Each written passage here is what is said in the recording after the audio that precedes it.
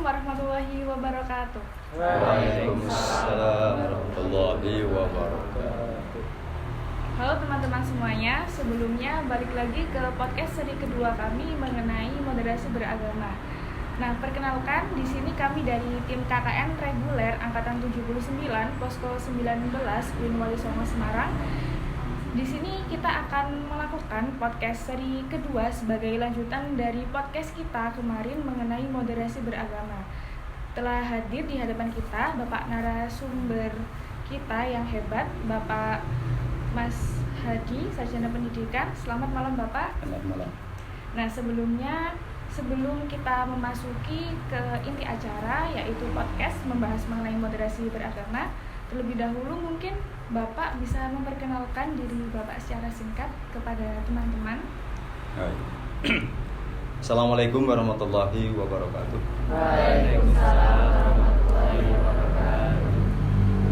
Bismillahirrahmanirrahim. Alhamdulillah, syukurillah, dan nikmatillah. Allahumma sholli ala Sayyidina Muhammad wa ala alihi washabihi ajma'in. Allah ta'ala fil Qur'anil Karim. A'udzu billahi minasyaitonir rajim. Bismillahirrahmanirrahim. Rabbi shrah li sadri wa yassir li amri wa hlul 'uqdatam min lisani yafqahu qawli. Perkenalkan, adik-adik mahasiswa KKN dari UIN Semarang. Saya Mas Hadi, dilahirkan di desa ini, yaitu tepatnya di Banjardowo, RT 01 RW 2, sekarang Kecamatan Genuk, Kota Semarang. Tepatnya tanggal 5 Oktober 1961. Jadi usianya sudah 61 juga ya. Saya sudah punya cucu 2. Ini yang pertama, yang adiknya tidur. Terus anak 3. Yang pertama ini alhamdulillahirrahmanirrahim sudah beristri, sudah bekerja di Yayan Kudus. Jadi tiap hari Semarang Kudus. Dan istrinya itu sebagai dosen di Fakultas Hukum Unisula. Sudah selesai S3-nya di Undip, ambilnya S3.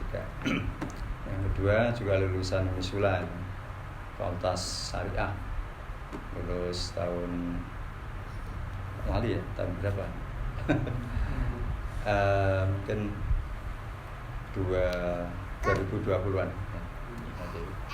Ini yang sudah punya anak. Yang ketiga baru saja lulus SMA dan di pesantren. Ini masih ada di pesantren. Di Banjardowo ini dipercaya oleh warga untuk menjadi ketua RW di wilayah RW 2 ini. Saya kira itu ya. Baik, itu tadi ya teman-teman mengenai perkenalan secara singkat profil Pak Mas Hadi selaku narasumber kita kali ini. Langsung saja ke sesi sharing-sharing ya Pak mengenai moderasi beragama. Mungkin di sini bisa dilanjutkan oleh teman kita, saudara Ade. Di sini kita sharing-sharing sedikit-sedikit, agak obrolan santai gitu aja gitu Pak ya. Ini kan terkait ngobrol tentang moderasi beragama.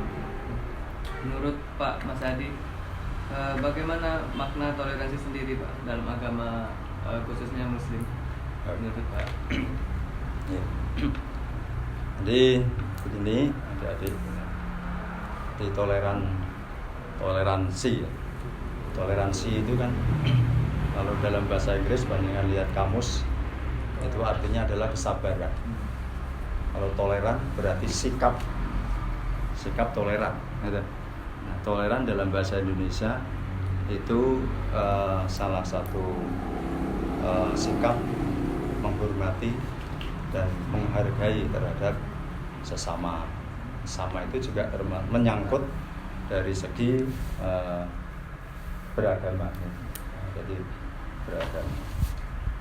Kemudian dalam Islam sendiri toleran itu dalam bahasa Arab itu tasamuh.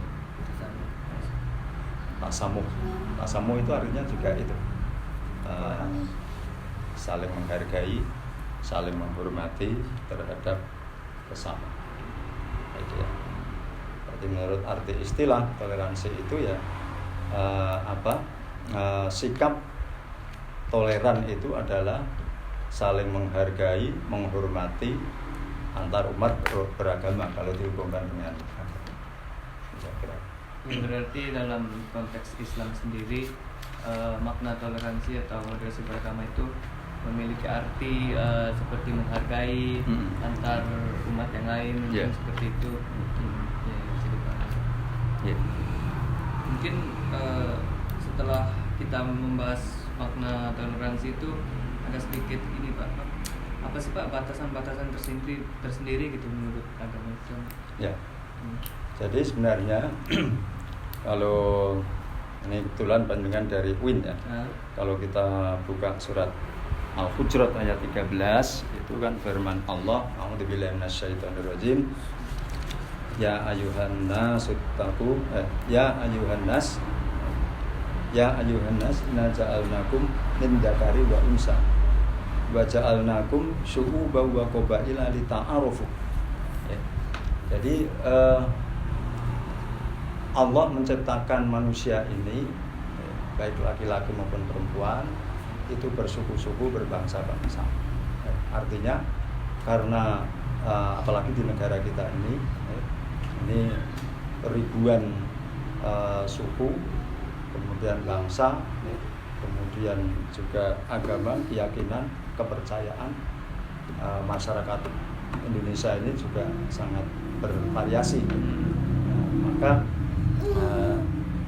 batasannya ya kita tetap harus saling menghormati, saling menghargai antar umat beragama, karena di dalam Al-Quran pun sendiri sudah Allah berfirman seperti itu.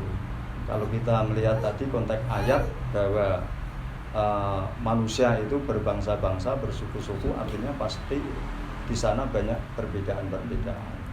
Tetapi di dalam Al-Quran tadi dijelaskan bahwa di antara perbedaan-perbedaan itu, maka menurut pandangan Allah itu akramakum indallahi atqakum. Jadi orang dalam hal ini manusia yang paling mulia menurut pandangan Allah itu adalah orang yang bertakwa. Artinya orang yang mentaati perintah-perintahnya Allah, perintah-perintah agama, dan menjauhi larangan-larangan. Batasannya berarti ya kita tidak boleh menyalahkan mungkin umat beragama yang lain atau yang penganut kepercayaan yang lain, karena nanti pada akhirnya, karena kita nanti akan kembali kepada Allah Subhanahu wa Ta'ala, maka yang kita bawa nanti adalah ketakwaan kita kepada Allah Subhanahu wa Ta'ala. Jadi karena agama ini adalah menyangkut pribadi-pribadi, nafsi-nafsi, maka mereka nanti akan mempertanggungjawabkan. Nah, jadi untuk sesama manusia ini tidak boleh untuk misalnya saling menyakiti, kemudian tidak ada rasa toleransi, menghargai. Nah, itu tidak dibenarkan dalam pandangan Islam. Seperti itu. Ya berarti sudah ada dasar ayatnya sendiri Pak dari Al-Quran yang menjelaskan Al-Hujurat ayat 13 bahwa manusia itu diciptakan berpasang-pasangan, bersuku-suku atau berbangsa-bangsa agar mereka semua saling menghormati satu sama lain. Jadi li ta'arufu ya kan, li ta'arufu. Jadi su'uba wa qabailah li ta'arufu itu saling mengenal. Saling mengenal wong Jawa dengan orang Makassar misalnya, seperti itu ya. Tentunya pasti wong Jawa itu orangnya seperti ini wataknya, ya. Misalnya gotong royongnya, kegotong royongannya, kemudian di dalam menghormati orang lain, kemudian bagaimana kita berbicara dengan orang lain. Ketika kita mungkin ketemu dengan bangsa atau suku lain misalnya yang mungkin sebenarnya niatnya itu sama, tetapi mungkin dalam penyampaian mungkin dengan tutur kata yang keras misalnya, memang adat sana seperti itu. Nah, itu. Jadi mungkin yang belum tahu, omongannya kok kasarmen, padahal nggak kasar. Gitu. Memang mereka seperti itu. Jadi dialeknya seperti itu. Jadi, seperti itu. Nah, dengan adanya lita'arufu maka orang sana itu wataknya seperti ini. Orang ini wataknya seperti ini. Akhirnya menjadi karena sudah tahu ya berarti lita'arufu. Kita semakin kenal maka akan semakin silaturahimnya semakin bagus. Berarti tidak bisa menyamaratakan antara suku ini dan ini. Tetapi kita harus menghormati. Iya. Jadi dalam menghormati itu juga kita harus artinya kita itu menyadari bahwa itu memang seperti itu. Jadi kalau kita misalnya kono keras, kemudian kita kemudian menjawab dengan keras, balas keras ya juga itu juga mengetahui watak-watak mereka. Ya. Itu juga mungkin terjadi sama saya sendiri gitu Pak. Saya kan kebetulan berasal dari Sumatera ya. Sumatera. Yang logatnya mungkin agak keras didengar, padahal kan sebenarnya niatnya kan tidak seperti itu, ya. Iya, benar. Ya. Mungkin itu yang batasan-batasan dalam moderasi beragama yang bertoleransi ya. Mungkin pertanyaan selanjutnya bisa di ini. Ya. Berbicara mengenai toleransi ya Pak, pada praktiknya kan kita menginginkan bahwa semua masyarakat itu kan saling bertoleransi ya Pak. Tapi tidak sedikit juga, tidak mustahil juga ditemukan itu di tengah-tengah masyarakat ada beberapa masyarakat mungkin yang intoleran antar satu dengan lainnya atau dengan sesamanya. Nah, menurut Bapak, mengapa fenomena demikian itu dapat terjadi? Ya, sebenarnya itu tidak boleh terjadi ya setelah kita tahu makna daripada toleran itu sendiri. Nah, jadi kan kita ini diajarkan oleh agama kita itu ada yang namanya misalnya persaudaraan antar manusia. Jadi podo-podo manusia, kita saling menghargai, saling toleransi. Kemudian ada persaudaraan misalnya sesama agama, itu jelas. Kemudian persaudaraan lintas agama, kan gitu ya. Jadi apa istilahnya saya kok lupa itu ya. Jadi ada basaria kan itu ya. Kemudian ada apa lagi? Watonia itu berarti negara, dalam bernegara, kemudian beragama, kan gitu ya. Nah, kan kita harus pilah-pilah, bisa memilah-milah. Gitu. Nah, kalau kita bisa memilah-milah seperti itu, maka kita akan itu tadi timbul toleransi tadi, karena itu tadi dalam agama kita ada istilah lakum dinukum waliyadin, ya, agamamu, agamaku. Artinya ini nanti akan karena itu kaitannya dengan Tuhan, dengan Allah, maka mereka harus nanti siap untuk menghadapi misalnya mahkamah yang paling agung, yaitu ketika di akhirat ya. Jadi nanti kalau misalnya mereka meyakini bahwa agamanya itu memang agama yang paling benar, ya monggo silakan saja. Kita kan tidak boleh dalam agama kita tidak boleh untuk memaksakan kehendak la ikraha fiddin. Kita tidak boleh memaksakan kehendak harus podo, harus sama dengan agama kita, kan tidak seperti itu. Sekalipun ya secara ekstrim itu kita mengakui bahwa agama kita Islam itu adalah agama yang memang dipilihkan oleh Allah Subhanahu wa taala, karena agama Islam itu adalah agama yang diridhoi oleh Allah Subhanahu wa taala. Menurut pandangan Allah seperti itu. Innatina indawahil Islam itu kita. Kalau misalnya kita berbicara di dalam komunitas yang heterogen kok seperti itu, ya nanti timbul ketidak toleransi intoleransian gitu. Akhirnya perpecahan. maka kita harus tahu diri gitu. Nah, kita ini berbicara dengan siapa? Intern wong padha Islame, apa di sekitar kita juga ada orang-orang non Islam, maka kita harus pintar-pintar ketika ngomong ya. Iya. Cuma innatina dawul Islam itu. Yang tidak Islam kan tersinggung gitu. Akhirnya jadi tidak harmonis kan, seperti itu ya. Sekalipun itu memang seperti itu menurut keyakinan kita. Ya. Nah, kalau dia mungkin punya keyakinan lain, mungkin di sana ada innadina indawahi apa gitu ya silakan saja, sah saja, karena mereka memang sudah meyakini. Jadi yang namanya keyakinan itu kan tidak bisa dipaksa. Mungkin proses juga gitu. Mungkin mereka bisa belajar dengan temannya atau belajar lewat buku dan lain sebagainya, kemudian mendapatkan hidayah dari Allah, kemudian berganti misalnya, ini kok kelihatannya kok ada kejanggalan, ada gini, itu urusan mereka, tapi kita tidak boleh. Nah, tetapi dalam Islam itu kita dianjurkan untuk amar ma'ruf nahi munkar, artinya kita harus berdakwah. Nah, berdakwah ini kan ya khususnya kepada sesama agama, gitu. Dengan umat lain ya kita tidak, istilahnya apa ya, berdakwah itu kan kalau mau gitu, karena Allah itu memerintahkan tidak boleh memaksa. Jadi itu kewajiban kita ini hanya menyampaikan, jadi tabligh, balighu ani walau aya.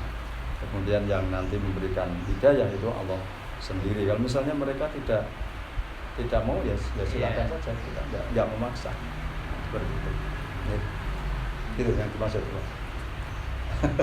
Berarti untuk menghindari intoleransi atau ketidaktoleransian di tengah-tengah masyarakat, kita sebagai masyarakat ini dalam hidup di tengah-tengah masyarakat tidak boleh memaksakan kehendak kita gitu ya Pak. Tidak boleh memaksakan kehendak, dan ketika kita serabung kepada mereka itu jangan sampai kita menyinggung, misalnya menjelek-jelekan sampai menjelek-jelekan, ya, atau mungkin udah bener itu, kamu itu salah misalnya, tidak boleh seperti itu. Yang bener itu ini misalnya, dan siapa? Ya, tidak boleh seperti itu. Kalau misalnya sekedar menyampaikan, ya misalnya di kelurahan itu kan heterogen itu, heterogen.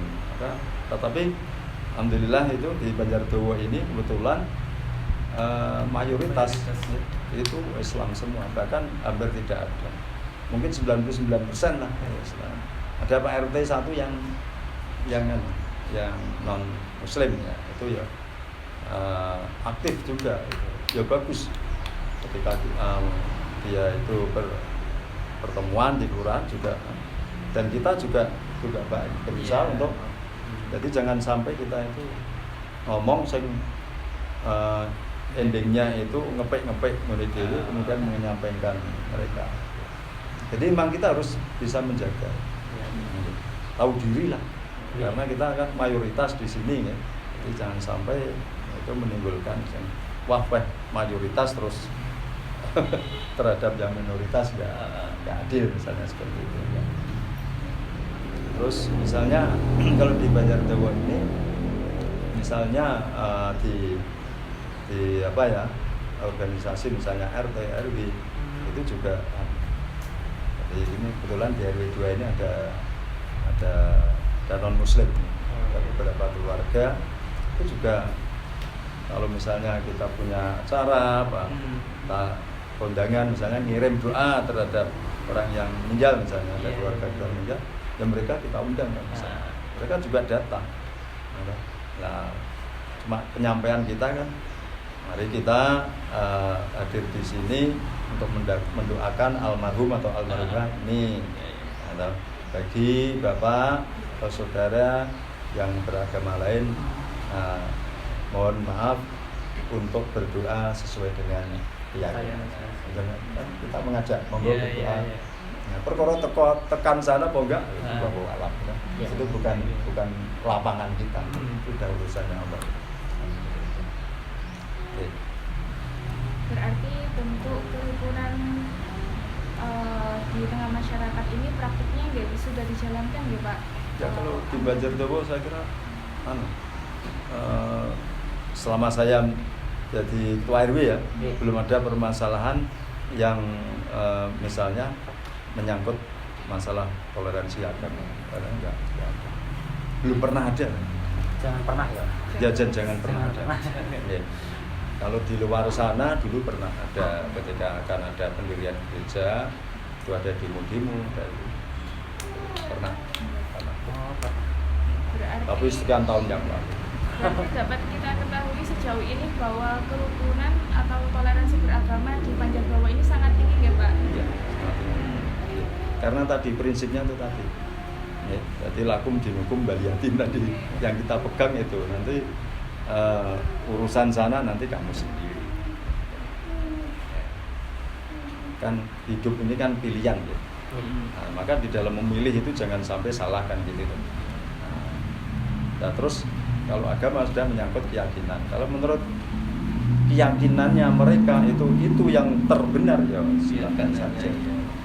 Kan itu bukan urusan kita.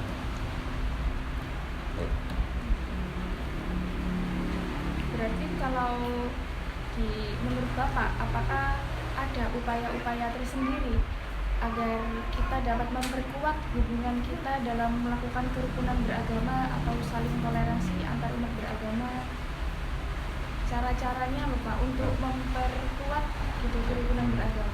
Ya, itu tadi yang saya sampaikan. Jadi salah satu di antaranya kalau misalnya kita punya kerja, ya mereka kita libatkan. Iya. Ya, baik itu kerja secara misalnya lingkungan maupun hajatan atau mungkin rembukan apa mereka tetap kita ajak untuk bareng-bareng misalnya berdiskusi, bermusyawarah dan pendapat mereka kalau memang bagus ya tetap kita terima. Tidak memandang perbedaan itu. Kalau misalnya sana ada hajat juga kita datang membantu. Kalau di daerah Banjardowo ini kan rasa sifat kegotong royongannya masih misalnya mendirikan rumah itu masih kita misalnya ngedun di dinding bareng, kemudian masang genteng bareng-bareng gitu. Nah, jadi saya kira sikap-sikap seperti itu akan mengakrabkan antar umat beragama. Ya. Seperti itu. Ya tidak hanya itu, mereka punya kerja kita datang nyumbang. Biasanya kan seperti itu. Gitu. Mereka juga datang kalau kita undang. Jadi malah mereka itu malah rajin-rajin kalau kita punya hajat apa gitu, misalnya kita undang datang.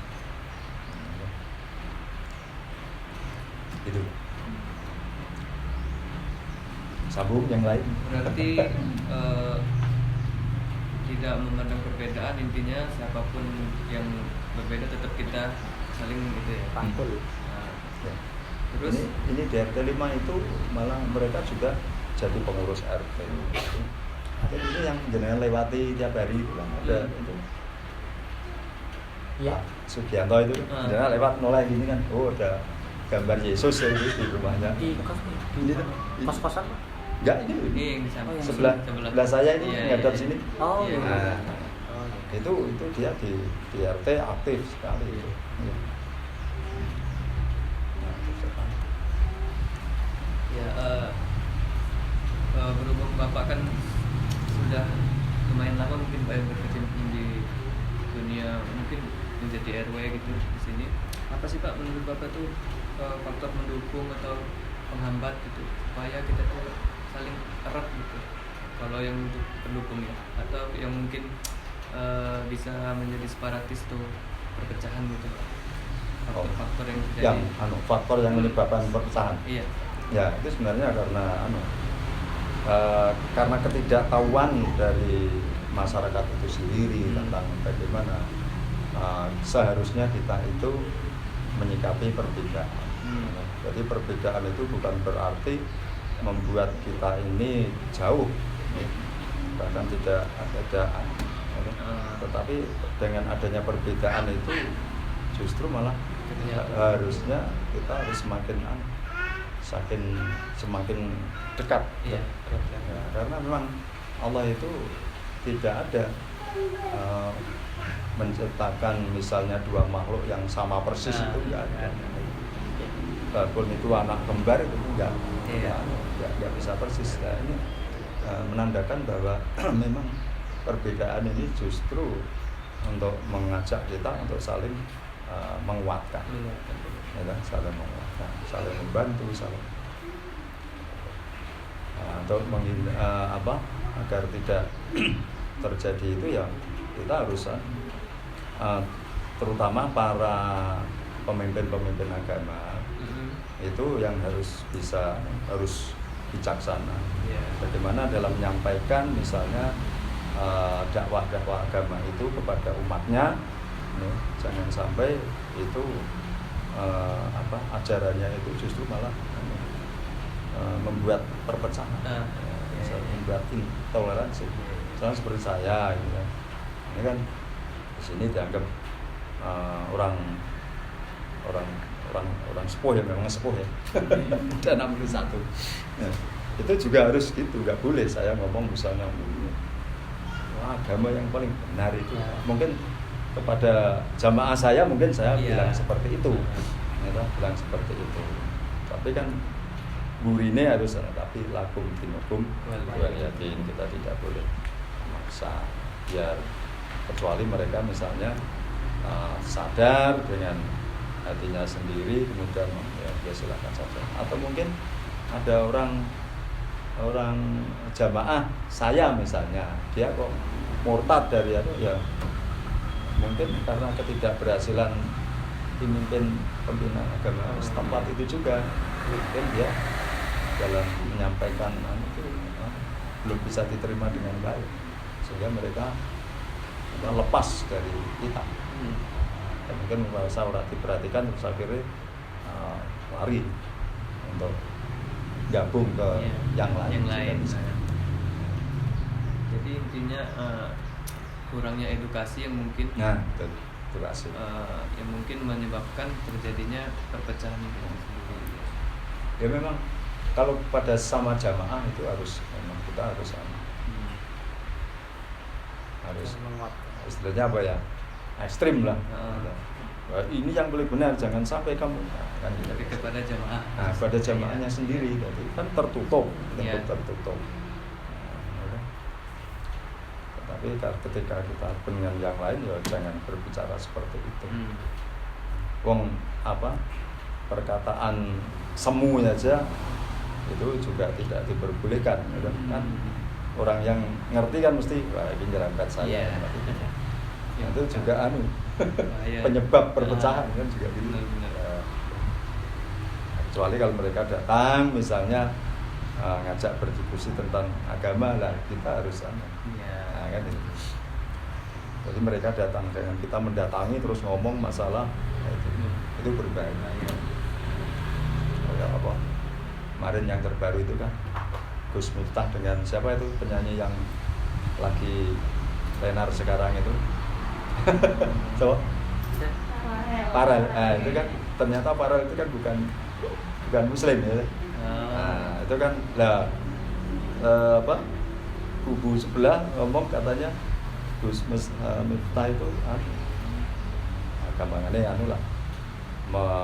intervensi misalnya. Padahal Gus Miftah kan klarifikasi loh, saya tidak intervensi pada Farel. Setelah tahu bahwa Farel itu beragama non-Islam, justru saya itu pesan sama Farel, silakan kamu harus taat karo agamamu, kan gitu. Jadi bukan mengajak untuk meninggalkan agama, tidak seperti itu. Mungkin memberitahu ajaran agama kita, tapi urusan mereka menerima atau enggak itu tergantung pribadi atau individu masing-masing. Kalau misalnya di sini biasanya itu pas acara misalnya pemberian nama gaji ke anak kan mereka otomatis kita undang. Nah, dalam berbicara mungkin Pak Kiai atau Ustadz apa kan mungkin dia berbicara tentang fitrah seorang anak gitu. Jadi mauludin la yuladu ala fitrah. Fitrah itu apa? Nah, fitrah itu menurut pandangan Islam itu adalah atau suci.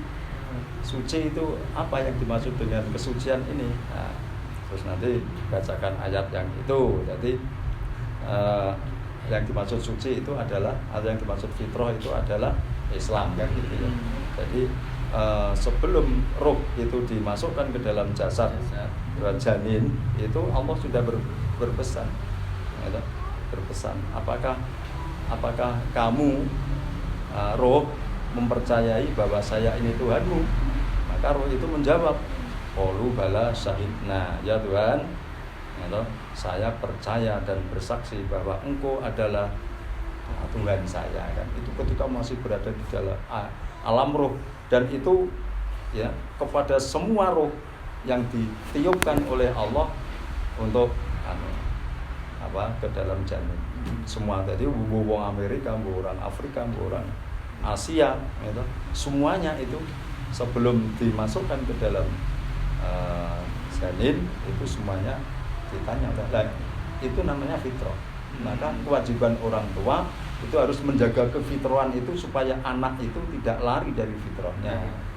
Nah, maka terus timbul hadis itu, Guru Mauludin la ya'tal fitrah fa abawahu, yang dapat menjadikan anak itu tidak fitrah, melepaskan akidahnya, melepaskan Islamnya, itu adalah fa abawahu. Yang pertama adalah ayatnya.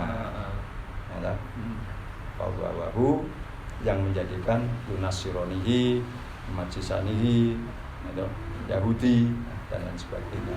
Itu orang tuanya. Lah orang tua itu siapa? Orang tua di dalam keluarga ya bapak ibunya dan keluarganya. Kalau di lingkungan masyarakat ya masyarakatnya. Kalau di sekolah ya bapak ibu gurunya. Maka ini kayak bapak ibunya harus mengawasi benar anak-anaknya, jangan sampai dia lepas dari fitrah itu. Tanggung jawab ibu dan ayahnya. Maka kalau mendidik juga harus dicarikan lembaga pendidikan yang mengarah bahwa pendidikan itu mengajarkan tentang menjaga fitrah itu, dan lain sebagainya. Lah kebetulan kalau sing ngrungokke yo ora masalah kalau misalnya mereka mendapat hidayah dari Allah. Iya. Kok ngono ya? Gitu. Nah, kan itu. Lah kalau itu kan sifatnya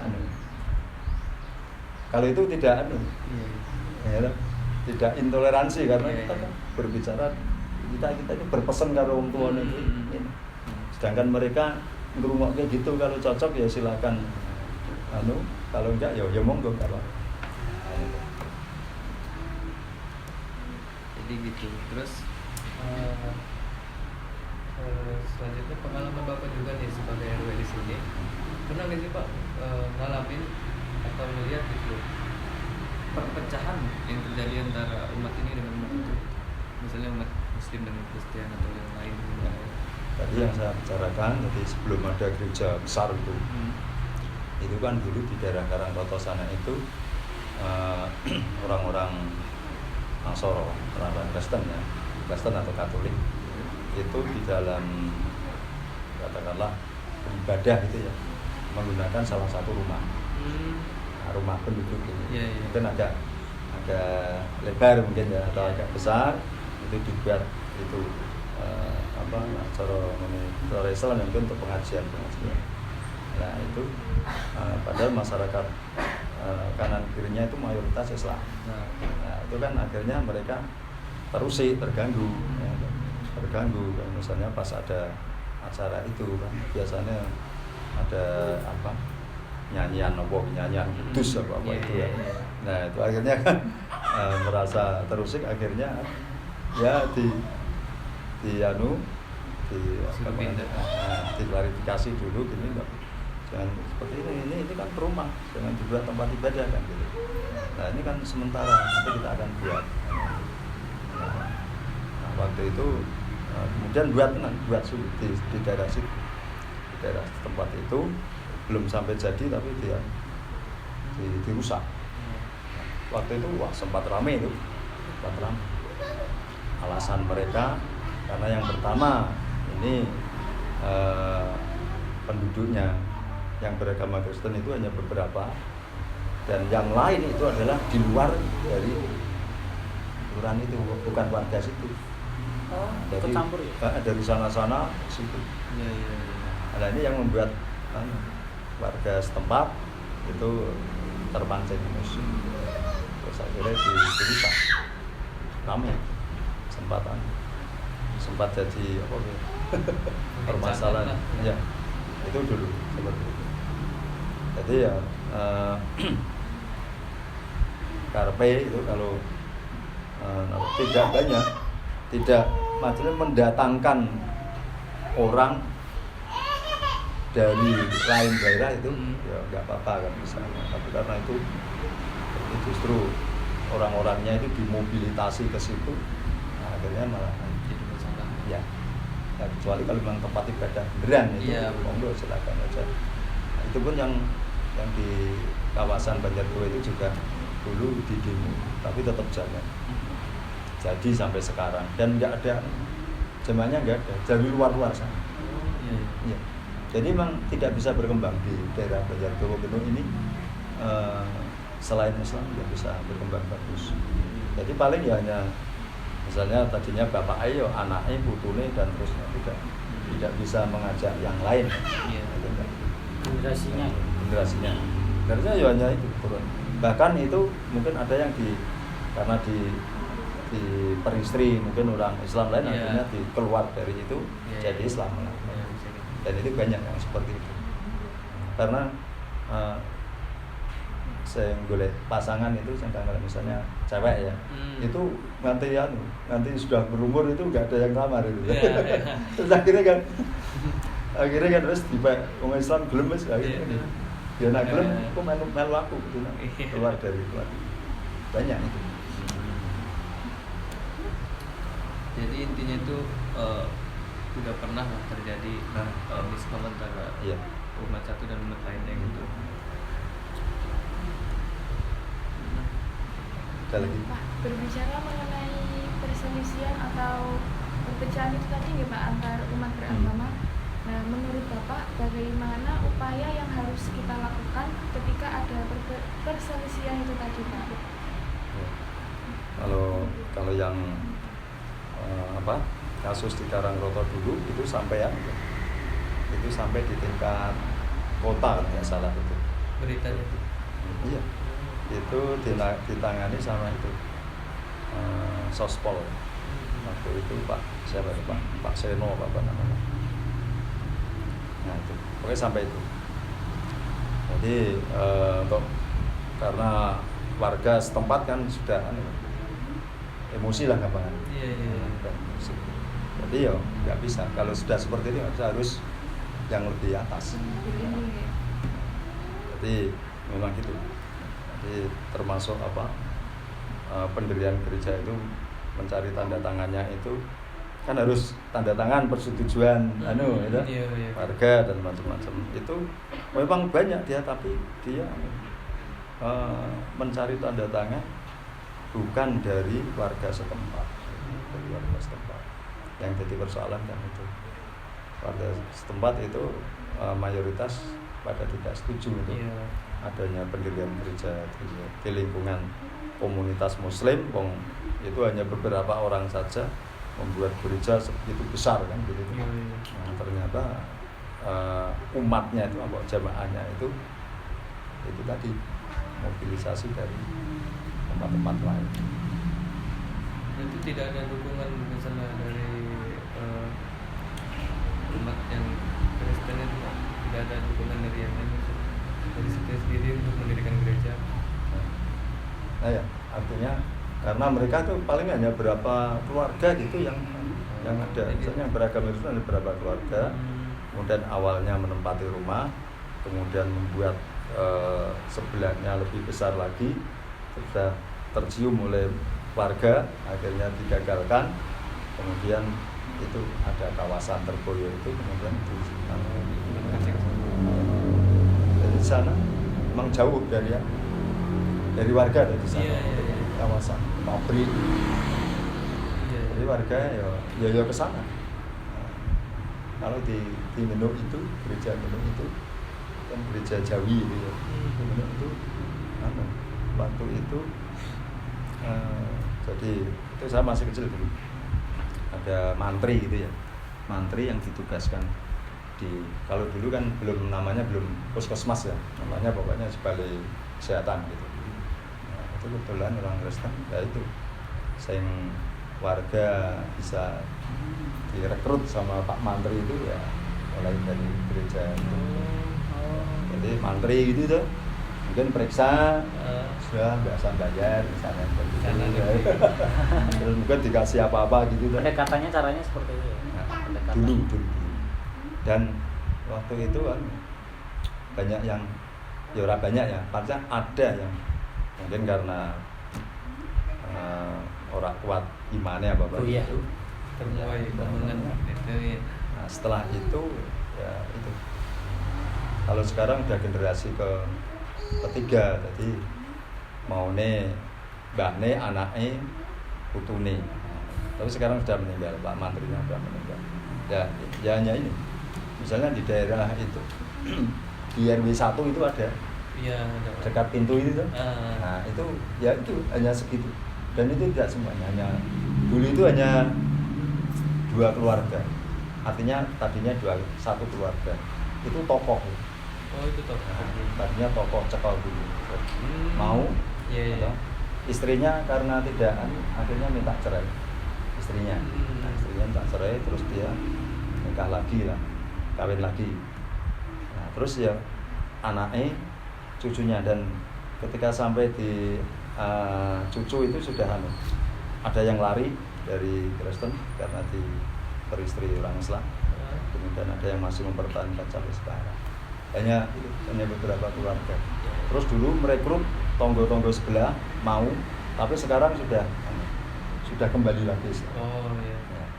Mungkin karena sudah karena nggak ada nggak banyak temannya mungkin. Iya.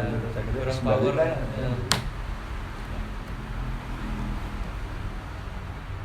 Terus lagi?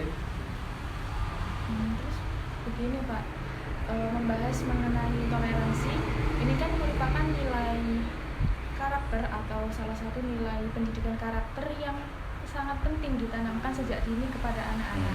Nah, menurut Bapak, bagaimana sih cara kita menanamkan nilai pendidikan karakter pada anak-anak sebagai generasi muda penerus bangsa ini? Ya terutama ketika mereka masih kecil, ya kita ajarkan tentang gampangnya kalau di lingkungan sini ya anak-anak kita ajari tentang itu kerukunan dengan temannya, sekalipun itu anaknya orang non-Islam kan gitu. Jadi dari situ kemudian nanti di sekolahan ada pelajaran itu sekarang PMP apa itu ya. Kan itu ada sekarang kan masih ada butir-butir P4 bareng itu kan masih tuh masih berapa? Sekarang jadinya ini Pak, pendidikan kewarganegaraan. PKN itu ya. Tapi itu masih diajarkan juga lewat situ, lewat sekolahan. Kemudian tapi di pendidikan yang pertama itu kan dari keluarga. Jadi keluarga itu, jadi jangan sampai misalnya anak kita main dengan anaknya orang Kristen katakanlah seperti terus 7 bulan yang kamu Kristen misalnya seperti itu, nak Katolik misalnya seperti itu. Kan jangan diajarkan seperti itu ke temannya ya. Bagus, tapi di samping itu nanti di rumah juga harus diperkuat ya keyakinannya. Saya dulu ketika masih kecil jadi tadi yang saya ceritakan, kalau di sana itu keluarga itu yang di pintu air itu, yang di sini itu juga sebagai penjaga pintu, namanya Pak Yetno sudah almarhum, itu juga Katolik.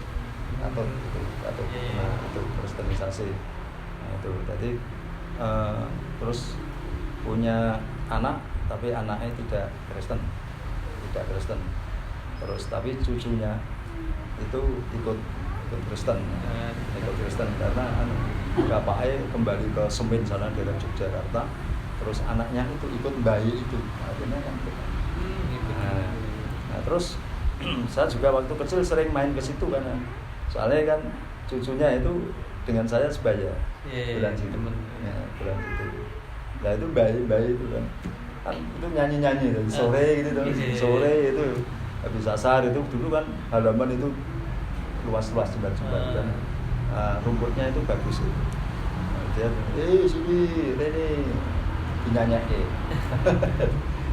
Dinyanyi terus ada. Waktu itu sampai sekarang masih ingat saya. Yesus Kristus engkang wonten swarga. Oh, Sepegal lirik gitu. Saya dulu sempat menghafalkan itu. Menghafalkan itu. Itu ya sesuai ya enggak berkembang besar. Nah itu. Nah, maka dulu wong tuane kudu harus waspada waktu dolane kok rono ya. Nah, setelah itu baru kita masuk. Tapi tetap dolan silakan. Tapi kalau misalnya ini ya jauh belum. Nah, seperti itu. Itu untuk dari keluarga ya. Kemudian di sekolah juga harus diajarkan. Tapi itu kalau misalnya sekolah negeri itu kan pelajaran itu tadi PKN itu gencar. Misalnya kalau misalnya sekolah-sekolah Islam itu ya mesti tetap ada muatan-muatan itu ya untuk sebagai perisai anak supaya tidak katut ke sana kan pasti, karena misalnya seperti MTS atau SMP Islam atau SD Islam itu kan itu kan misalnya. Jadi untuk mengajarkan PKN tadi di sekolah negeri dengan mungkin gitu. Mungkin cara berteman itu masih sama, tapi kita tetap ada dilebihkan kalau misalnya di sekolah-sekolah Islam. Mungkin dengan solusi mengajarkan PKN kepada anak-anak saling ngerti lah tentang apa yang ya misalnya diajak teamwork lah gampangnya, misalnya pas ada apa misalnya olahraga misalnya kan tetap olahraga atau pas mungkin kerja bakti di sekolahan misalnya tetap ada kebersamaan. Bisa. Intinya selalu menjalin tali keeratan antar bersama atau berbeda. Gini Pak, terus ada nggak sih Pak pesan-pesan buat Bapak untuk kami gitu atau buat yang nonton mungkin? Apa sih pentingnya bertoleransi antar umat beragama? Jadi yang pertama memang itu diajarkan oleh agama kita. Jadi hidup saling berdampingan, tolong menolong, saling menghargai, menghormati, itu kan ajaran kita dalam agama kita ada. Bahkan Nabi itu diutus di dunia ini adalah untuk menyempurnakan akhlak. Akhlak itu apa kan? Budi pekerti.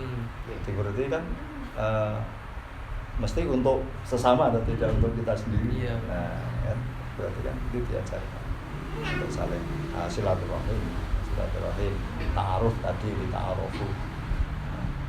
Nah, ya kan itu ya harus kita ajarkan. Jadi kemudian sifat permusuhan itu harus kita hindarkan. Jangan sampai itu tumbuh suburkan di lingkungan kita. Jadi bersamaan, saling menghargai, saling membantu itu harus tetap kita ajarkan kepada generasi seperti itu. Mungkin itu yang bisa pesan yang mungkin bisa Bapak sampaikan kepada kami yang penonton, bahwa tetap saling menghargai sama lain. Lagi kapan? Jadi kita sudah berada di sesi penghujung acara nih Pak. Mungkin dari teman-teman barangkali ada yang ingin ditanyakan kepada Bapak Mas Hadi selaku narasumber kita pada malam hari ini. Ya monggo teman-teman. Monggo silahkan. Hanya misalnya bagaimana kalau saya misalnya dilamar orang non Islam tapi kaya raya, tentara gitu Pak ya.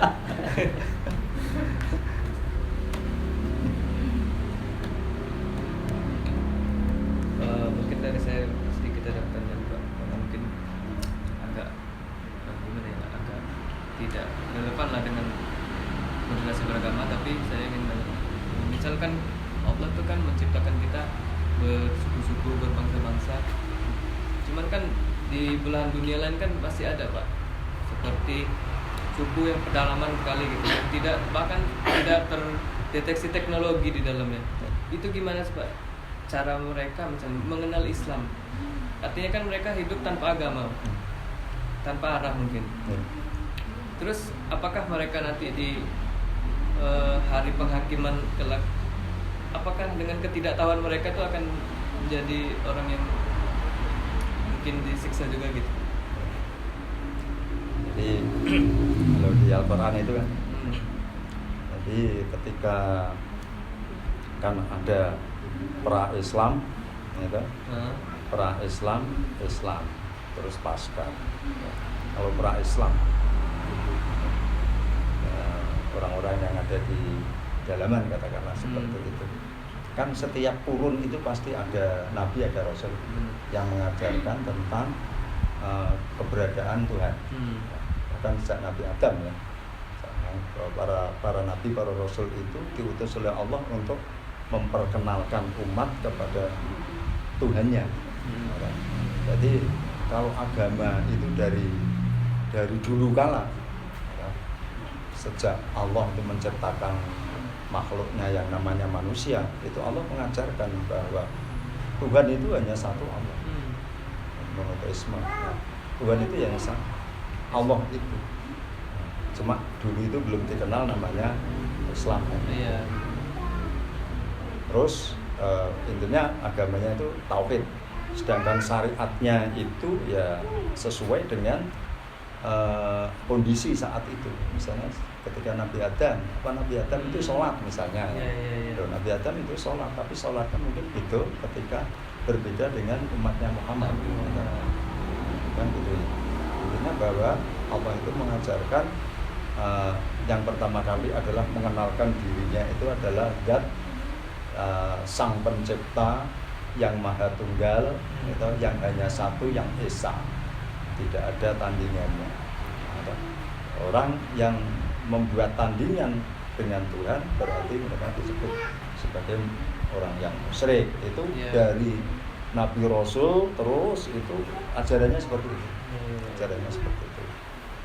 Bahkan di dalam Al-Quran itu dikatakan was sama kumul muslimin, kan gitu. Jadi mereka para Nabi Rasul itu muslimin, orang-orang yang Islam. Mereka adalah Islam. Islam. Karena Islam itu artinya sendiri itu kan selamat.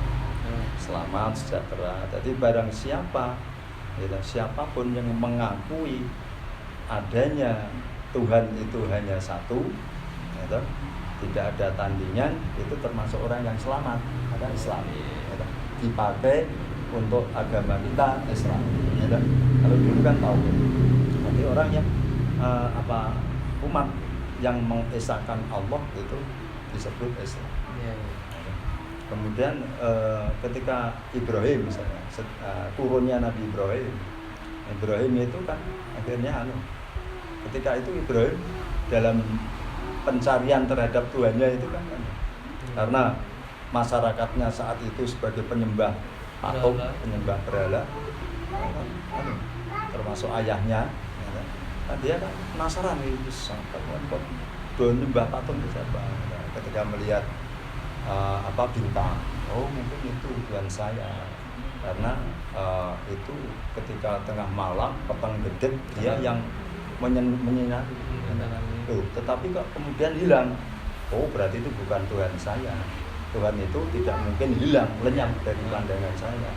Kemudian melihat bulan, itu mungkin lebih besar, lebih terang. Berarti itu mungkin Tuhan saya. Tapi kok juga lenyap, berarti orang. Ketika melihat matahari juga seperti itu. Terus dia berpikir, kalau begitu Tuhan saya itu adalah yang menciptakan bintang, yang menciptakan bulan, yang menciptakan matahari. Kan itu. Kemudian dituntut dengan wahyu Allah. Wahyu itu. Dan ketika sudah berputra, itu ada yang karena istrinya ada Hajar, ada Saroh itu ya. Yang Saroh itu istri yang pertama itu menurunkan generasi namanya Ishak. Kemudian yang Hajar itu Nabi Ismail. Ismail ke Mekah, kemudian yang ini tetap dia berada di Palestina, kan itu. Terus dalam perjalanannya yang para nabi, para rasul itu kebanyakan itu ada di daerah Palestina. Kemudian yang ada di Mekah itu satu-satunya ya Ismail itu, kemudian yang terakhir bahkan tidak ada yang selanjutnya Ismail, kemudian terus pokok itu Muhammad SAW sebagai nabi akhir zaman. Nah, ini yang menegaskan bahwa inna dina indallah Islam. Nah terus nabi-nabi dulu itu apa yo Islam tapi karena mereka mengajarkan tauhid, kata adanya Tuhan yang satu itu Islam. Nah, maka ayatnya tadi diringkas sama kaum muslimin itu mereka itu adalah orang-orang Islam, mereka itu adalah Islam. Termasuk Nabi Isa sendiri Islam.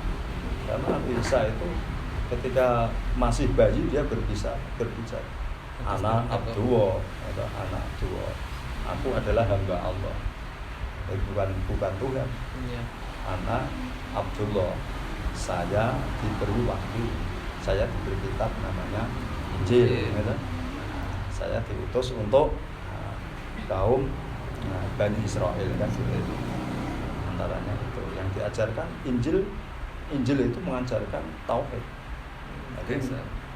Jadi tidak ada trinitas, itu enggak ada di sana, di dalam kitab Injil itu enggak ada seperti itu. Cuma perkembangannya kok jadi seperti itu, sapa sing ngowahi wawalan. Tapi kalau ditelusur itu ya ada yang ngowahi ini kan seperti itu. Apa besar? Kan seperti itu. Pertanyaannya kan mana? Ya mungkin pertanyaannya kan tadi berkenan tidak ada alasan lah untuk suku atau bangsa-bangsa di belahan dunia sana yang tidak tahu tentang keberadaan Allah, karena contohnya sudah ada gitu Pak. Nabi Ibrahim yang mencari bahkan di sana belum ada media atau segala macam, lebih sulit lagi ya. Apalagi setelah kedatangan Rasul itu mereka yang tidak tahu yo dia tetap salah ya. Karena kenapa kok nggak mau cari tahu? Ya, berarti tidak ada alasan gitu ya. Tidak mencari tahu kebenaran. Kalau Allah belum menurunkan Rasul mungkin ya di ngapura lah kapan. Kan Allah Maha penerima tobat, Maha pengampun kan seperti itu. Misalnya katakanlah orang Papua yang masih ada di pedalaman, ya itu juga sebenarnya ya termasuk kewajiban kita juga. Kenapa kok kita tidak bertablik ke sana, tidak berdakwah ke sana, malah kedahuluan orang-orang dari Australia. Di sana itu penduduk Australia gencar, mengajarkan di sana tentang ya agama orang Islam.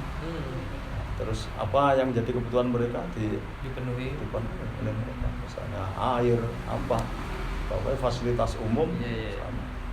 Terus kemudian mereka mengikuti sana. Nah itu Ustadz Sabun itu sampai itu kan ada Ustadz Sabun ya. Nah itu asli orang Papua. Nah, orang Papua dia tuh mondok di daerah Sulawesi, di Makassar apa gitu. Pulang dia mengajarkan Islam. Caranya dari sederhana sekali. Nah, jadi mengajak bagaimana orang Papua itu seneng adus misalnya. Lo disebut Ustadz Sabun itu karena itu orang Papua itu yang orang pedalaman tidak pernah mandi. Jarang. Jadi awake itu dilengani nganggo lemah babi. Wis ambune wis mbok kaya apa. Lah itu Ustadz Sabun itu jenengan iki ora iki hanya julukan aja. Jadi dijak karena padha-padha orang Papuanya kan mungkin sifat anunya kan karena satu suku bangsa kan bangane. Jak ning kali bareng-bareng kabeh nggawa sabun, adus terus terus akhirnya dituturi wudu macam-macam. Nah itu kemudian orang-orang jamaah tabligh itu banyak yang ke sana juga. Ya kudunya ke sana. Termasuk Indonesia dulu kok iso kenal Islam ya karena ada orang sana, orang Maghribi sana, orang Arab, orang Maroko, orang India, Pakistan yang datang ke sini dakwah. Ketika itu orang Jawa kan belum kenal Islam. Masih Tapi kan Hindu. karena jasa mereka kita bisa jadi Islam. Nah, kenapa kok saiki mandek orang gelem Papua misalnya harusnya teknologinya semakin bagus apa Iya. keamanan sebenarnya kan. Kenapa kok kalah karo Australia lebih daulat sana. Nah, itu. Nah, mereka ya tetap kena hukumnya Allah. Iya. Tapi ini kan masih proses, Bang. Dunia ini masih berjalan. Kiamat belum sampai kan, berarti masih ada kemungkinan kalau misalnya nanti ada orang yang mau bertabligh di sana, kemudian disambut oleh orang sana. Iya. Di sana juga ada masyarakat yang sudah muslim banyak. Nanti saya punya teman itu sekarang jadi RW 8 Pak Sunardi. Itu dia polisi Brimob di sana ditugaskan menjaga perbatasan. Apa Ya. Jadi dia itu lari dari kesatuan. Karena apa? Tiap hari itu selalu diteror oleh orang-orang. Orang luar. Nah, jadi yang namanya panah api gitu toh, itu dilepaskan dari jarak sekian kilo itu bisa tekan dari malam gitu. Terus orang sana itu kalau pas apa itu kan kirimannya kan lewat helikopter gitu. Nah, logistik itu kan. Kalau pas ada helikopter itu mau turun itu orang sana itu bisa gawe awan mendung itu tiba-tiba mendung gelap dia ada ketok misal akhirnya kan jadi kabut. kabut akhirnya dia itu berberapa gitu akhirnya ketakutan akhirnya dia berlindung di pendito jadi lepas pakaian polisinya dia bareng pendito mengajarkan ini nandur apa terus akhirnya begitu ketahuan bahwa itu polisi, wah, terus dia minggat, jadi meninggalkan tugasnya itu berenam kalau nggak salah. Jadi dia mencari, katanya menyusuri sungai apa itu, isinya ya mati nak konangan wong itu. Orang sana itu lari itu, koyo angin itu, pas, padahal alas itu, wes nih koyo melompat gitu. Ini Pak Nardi ketemu Pak Nardi tanya itu ceritanya panjang lebar seperti itu. Terus akhirnya dia sampai sekian bulan baru bisa keluar alas, terus ditolong oleh penduduk setempat. Hanya malah untuk ke anak itu. Jadi Bu Nardi itu asli orang sana. Nah, terus akhirnya ya terus dia nggak teruskan jadi polisi. Ya sempat dicari-cari juga, dia menghilang.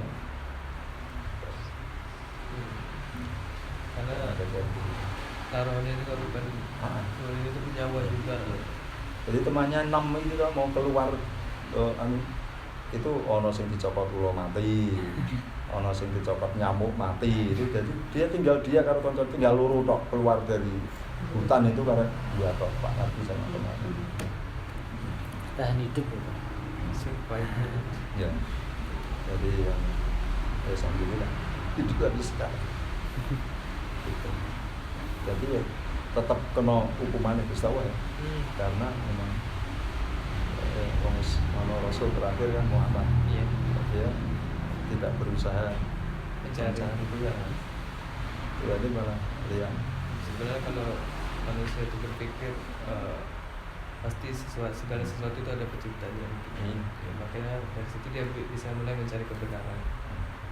Orang Jawa dulu kan ya memang dia tahu bahwa sesuatu yang ada itu ada sing ketemu. Orang Jawa sebelum mengenal Allah itu kan hanya menyebut sing maha kuwasa, sing gawe jagat.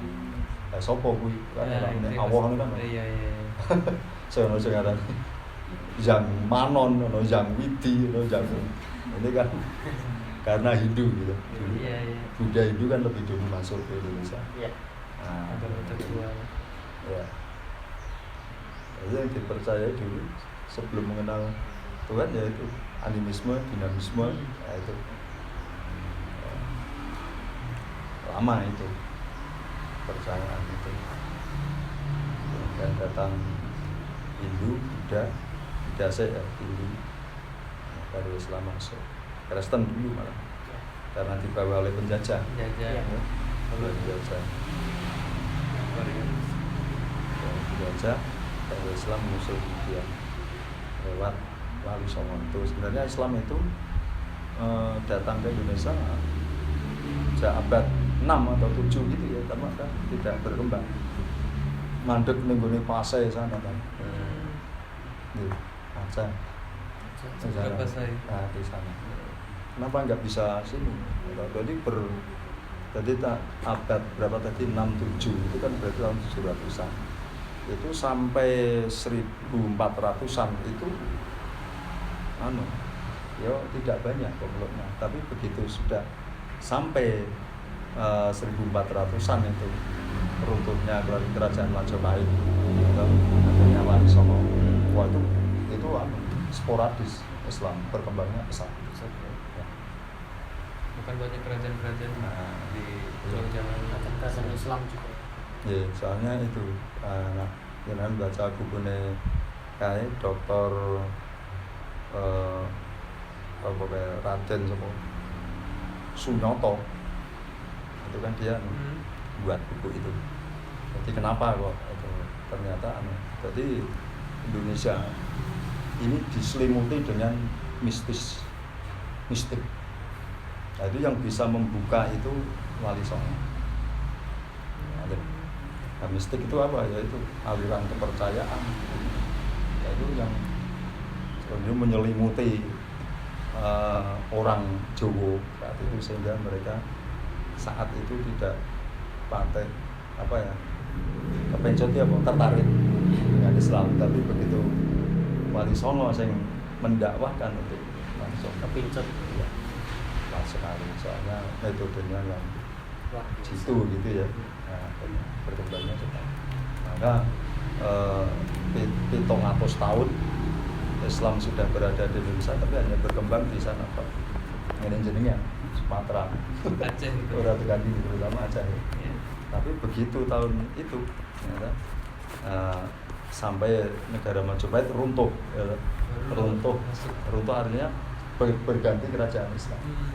Nah, di sana di angka tahun Jawa itu tidak kan ada Condro Sengkolo sebagai untuk ngeling-ngeling. Jadi Suryo Ilang Kertaning jadi 1400 tahun 1400, tapi Saka tahun Saka tahun Jawa. Setelah itu terus brol seperti sekarang.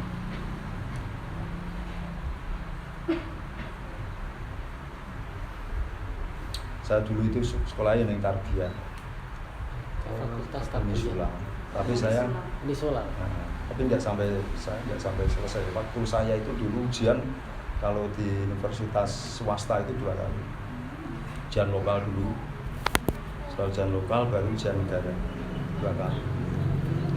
Jadi misalnya saya ambil mata kuliah misalnya PKN ya. Itu lokal kudu lulus sih sebelum Nah, padahal saya sudah lulus misalnya ujian negara PKN ini belum turun. Lama, mungkin saya sudah semester berapa misalnya diambil semester 1, saya semester 4 wiki dulu ujian negara PKN. Kadung lali kabeh. Akhirnya saya nggak ikut yang ujian negara, hanya lokal. Tapi ketika saya ngajar itu karena ada sertifikasi dituntut harus S1, saya boleh lain. Ya, saya boleh lagi tapi yang ambil jurusan geografi. Jadi satu saya geografi karena dulu ngajarnya geografi. Linear dengan pendidikan. Pendidikan geografi. Ya, geografi.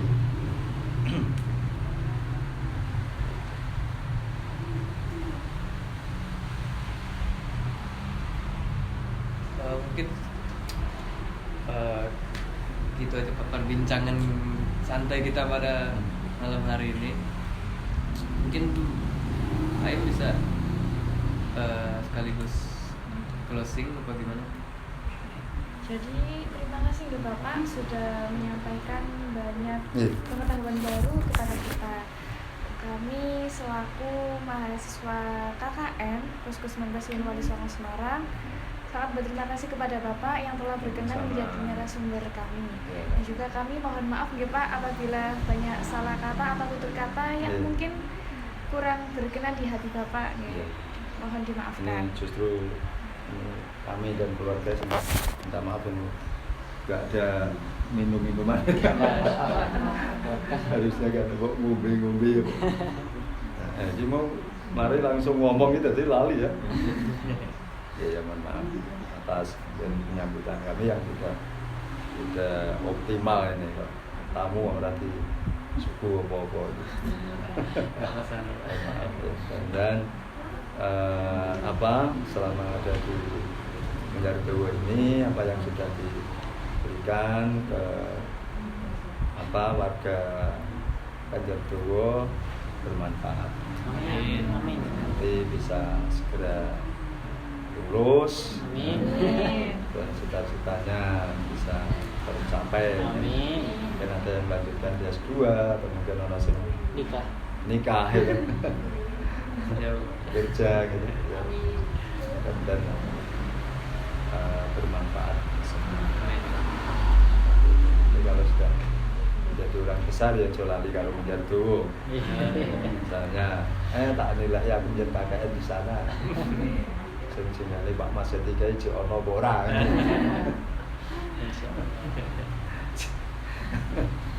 Saya dulu sering ke IAIN. Dulu waktu kan jenenge Ya, IAIN masih kan. Saya dulu kan waktu mahasiswa lagi yang ikutnya olahraga itu kan DKC. DKC itu dulu berkembang di UIN pesat. DKC itu Bandung Karate Club. Oh, Bandung. Itu masih ono ora? Masih ya? Nah, iya.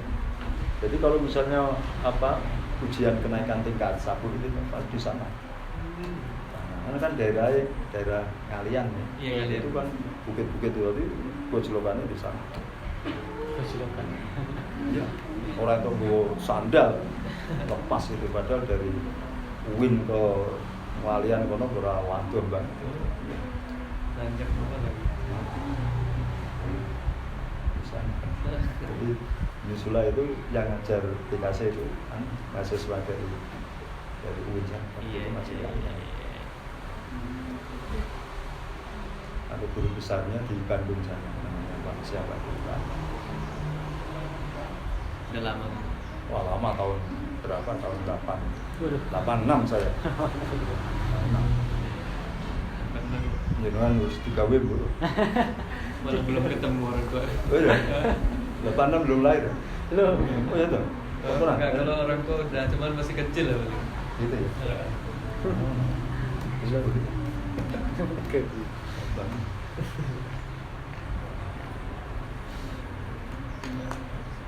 Closing. Izin menutup dulu nih, Pak. Izin menutup. Ya, silakan. Jadi teman-teman, itu tadi seri podcast kedua kita mengenai moderasi beragama bersama dengan Bapak narasumber kita, Bapak Mas Hadi SPD. Nah, sampai jumpa di seri-seri podcast berikutnya. Kami dari mahasiswa KKN reguler Angkatan 79, Posko 19, pamit undur diri. Wassalamualaikum warahmatullahi wabarakatuh. Waalaikumsalam warahmatullahi wabarakatuh. Tetap semangat.